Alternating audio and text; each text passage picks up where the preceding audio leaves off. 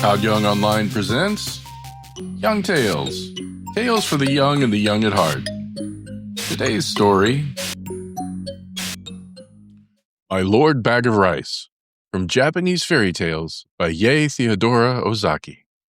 Long, long ago there lived in Japan a brave warrior known to all as Toda, or My Lord Bag of Rice. His true name was Fujiwara Hidesato, and there is a very interesting story of how he came to change his name. One day he sallied forth in search of adventures, for he had the nature of a warrior and could not bear to be idle. So he buckled on his two swords, took his huge bow, much taller than himself, in his hand, and slinging his quiver on his back, started out. He had not gone far when he came to the bridge of Seta no Karashi, spanning one end of the beautiful Lake Biwa. No sooner had he set foot on the bridge than he saw lying right across his path a huge serpent-dragon. Its body was so big that it looked like the trunk of a large pine tree, and it took up the whole width of the bridge. One of its huge claws rested on the parapet on one side of the bridge, while its tail lay right against the other. The monster seemed to be asleep, and as it breathed, fire and smoke came out of its nostrils. At first, Hidesato could not help feeling alarmed at the sight of this horrible reptile lying in his path, for he must either turn back or walk right over its body. He was a brave man, however, and putting aside all fear, went forward dauntlessly. Crunch, crunch. He stepped now on the dragon's body, now between its coils, and without even one glance backward, he went on his way. He had only gone a few steps when he heard someone calling him from behind.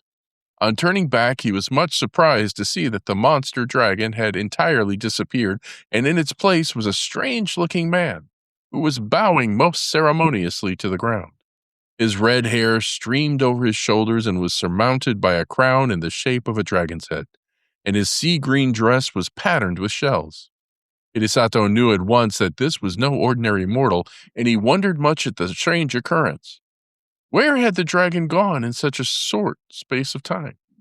Or had it transformed itself into this man, and what did the whole thing mean?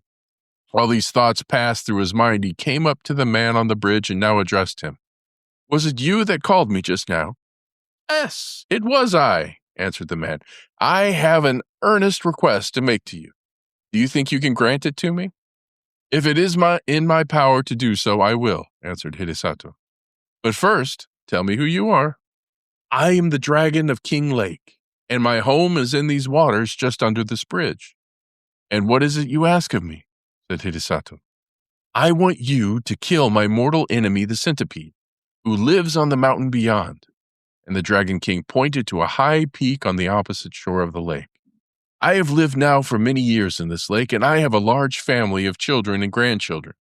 For some time past, we have lived in terror, for a monster centipede has discovered our home, and night after night it comes and carries off one of my family. I am powerless to save them. If it goes on much longer like this, not only shall I lose all my children, but I myself must fall victim to the monster. I am therefore very unhappy, and in my extremity I determined to ask the help of a human being. For many days with this intention I have waited on the bridge in the shape of the horrible serpent-dragon that you saw, in the hope that some strong, brave man would come along. But all who came this way, as soon as they saw me, were terrified and ran away as fast as they could. You are the first man I have found able to look at me without fear, so I knew at once that you were a man of great courage. I beg to you, have pity on me. Will you not help me and kill my enemy, the centipede?" Hidesato felt very sorry for the Dragon King on hearing his story, and readily promised to do what he could to help him. The warrior asked where the centipede lived, so that he might attack the creature at once. The Dragon King replied that its home was on the mountain Mikami, but that as it came every night at a certain hour to the palace of the lake, it would be better to wait until then. So Hidesato was conducted to the palace of the Dragon King under the bridge. Strange to say, as he followed his host downwards, the waters parted to let him pass, and his clothes did not even feel damp as he passed through the flood. Never had Hidesato seen anything so beautiful at this palace built of white marble beneath the lake. He had often heard of the Sea King's palace at the bottom of the sea, where all the servants and retainers were saltwater fishes. But here was a magnificent building in the heart of Lake Biwa. The dainty goldfishes, red carp, and silvery trout waited upon the Dragon King and his guest. Hidesato was astonished at the feast that was spread for him. The dishes were crystallized lotus leaves and flowers, and the chopsticks were of the rarest ebony. As soon as they sat down, the sliding doors opened and 10 lovely goldfish dancers came out, and behind them followed 10 red carp musicians with the koto and the samisen. Thus the hours flew by till midnight, and the beautiful music and dancing had banished all thoughts of the centipede. The Dragon King was about to pledge the warrior in a fresh cup of wine when the palace was suddenly shaken by a tramp, tramp, as if a mighty army had begun to march not far away. Hidesato and his host both rose to their feet and rushed to the balcony, and the warrior saw on the opposite mountain 2 great balls of glowing fire coming nearer and nearer. The Dragon King stood by the warrior's side, trembling with fear.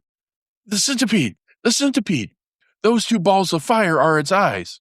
It is coming for its prey. Now is the time to kill it." Hidesato looked where his host pointed, and in the dim light of the starlit evening, behind the 2 balls of fire, he saw the long body of an enormous centipede winding round the mountains, and the light in its 100 feet glowed like so many distant lanterns moving slowly towards the shore. Hidesato showed not the least sign of fear. He tried to calm the Dragon King. "Don't be afraid. I shall surely kill the centipede. Just bring me my bow and arrows." The Dragon King did as he was bid, and the warrior noticed that he had only 3 arrows left in his quiver. He took the bow, and fitting an arrow to the notch, took careful aim and let fly. The arrow hit the centipede right in the middle of its head, but instead of penetrating, it glanced off harmless and fell to the ground. Nothing daunted, Hidesato took another arrow, fitted it to the notch of the bow, and let it fly. Again, the arrow hit the mark. It struck the centipede right in the middle of its head, only to glance off and fall to the ground. The centipede was invulnerable to weapons. When the Dragon King saw that even this brave warrior's arrows were powerless to kill the centipede, he lost heart and began to tremble with fear. The warrior saw that he had now only 1 arrow left in his quiver, and if this one failed, he could not kill the centipede. He looked across the waters. The huge reptile had wound its horrid body 7 times round the mountain and would soon come down to the lake. Nearer and nearer gleamed fireballs of eyes, and the light of its 100 feet began to throw reflections in the still waters of the lake. Then suddenly, the warrior remembered that he had heard that human saliva was deadly to centipedes. But this was no ordinary centipede. This was so monstrous that to even think of such a creature made one creep with horror. Hidesato determined to try his last chance, so taking his last arrow and first putting the end of it in his mouth, he fitted the notch to his bow, took careful aim once more, and let fly. This time the arrow again hit the centipede right in the middle of its head, but instead of glancing off harmlessly as before, it struck home to the creature's brain. Then, with a convulsive shudder, the serpentine body stopped moving, and the fiery light of its great eyes and 100 feet darkened to a dull glare like the sunset of a stormy day, and then went out in blackness. The great darkness now overspread the heavens. The thunder rolled and the lightning flashed, and the wind roared in fury, and it seemed as if the world were coming to an end. The Dragon King and his children and retainers all crouched in different parts of the palace, frightened to death, for the building was shaken to its foundation. At last the dreadful night was over. Day dawned beautiful and clear. The centipede was gone from the mountain. Then Hidesato called to the Dragon King to come out with him on the balcony, for the centipede was dead and he had nothing more to fear. Then all the inhabitants of the palace came out with joy, and Hidesato pointed to the lake. There lay the body of the dead centipede floating on the water, which was dyed red with its blood. The gratitude of the Dragon King knew no bounds. The whole family came and bowed down before the warrior, calling him their preserver and the bravest warrior in all Japan. Another feast was prepared, more sumptuous than the first. All kinds of fish, prepared in every imaginable way, raw, stewed, boiled, and roasted, served on coral trays and crystal dishes, were put before him, and the wine was the best that Hidesato had ever tasted in his life. To add to the beauty of everything, the sun shone brightly, the lake glittered like a liquid diamond, and the palace was 1,000 times more beautiful by day than by night. His host tried to persuade the warrior to stay a few days, but Hidesato insisted on going home, saying that he had now finished what he had come to do and must return. The Dragon King and his family were all very sorry to have him leave so soon, but since he would go, they begged him to accept a few small presents, so they said, in token of their gratitude to him for delivering them forever from their horrible enemy, the centipede. As the warriors stood in the porch taking leave, a train of fish was suddenly transformed into a retinue of men, all wearing ceremonial robes and dragon's crowns on their head to show that they were servants of the great Dragon King. The presents that they carried were as follows. First, a large bronze bell. Second, a bag of rice. Third, a roll of silk. Fourth, a cooking pot. And fifth, a bell. Hidesato did not want to accept all these presents, but as the Dragon King insisted, he could not well refuse. The Dragon King himself accompanied the warrior as far as the bridge and then took leave of him with many bows and good wishes, leaving the procession of servants to accompany Hidesato to his house with the presents.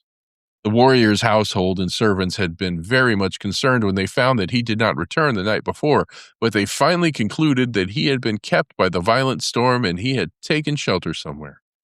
When the servants on the watch for his return caught sight of him, they called to everyone that he was approaching, and the whole household turned out to meet him, wondering much what the retinue of men bearing presents and banners that followed him could mean. As soon as the Dragon King's retainers had put down the presents, they vanished, and Hidesato told all that had happened to him.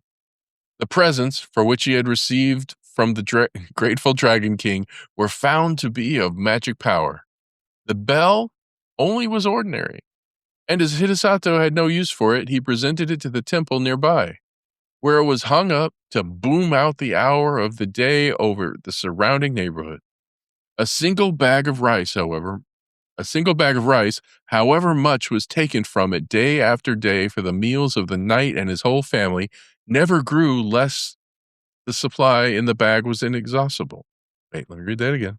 Never grew less. The supply in the bag was inexhaustible. The roll of silk, too, never grew shorter, though time after time long pieces were cut off to make the warrior a new suit of clothes to go to court in at the new year. The cooking pot was wonderful, too. No matter what was put into it, it cooked deliciously whatever was wanted without any firing. Truly a very economical saucepan. The fame of Hidesato's fortune spread far and wide, and as there was no need for him to spend money on rice or silk or firing, he became very rich and prosperous, and was henceforth known as My Lord Bag of Rice. And here's where we end for today. Young Tales is produced and narrated by Todd Young from Todd Young Online. If you enjoyed this, please like and subscribe and join us next time for another story. Thank you for your support.